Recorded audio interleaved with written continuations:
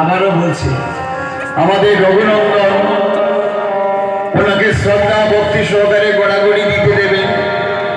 রঘুনন্দন কাউকে দুঃখ দেওয়ার মতো মানুষ না।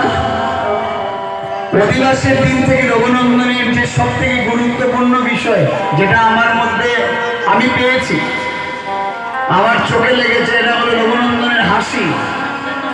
সবসময় রঘুনন্দনের মুখে একটা হাসি আছে। মন খারাপ করেন নাই 3 দিনের মধ্যে একবারও। কেউ খারাপ বললে ঠিক আছে ঠিক আছে।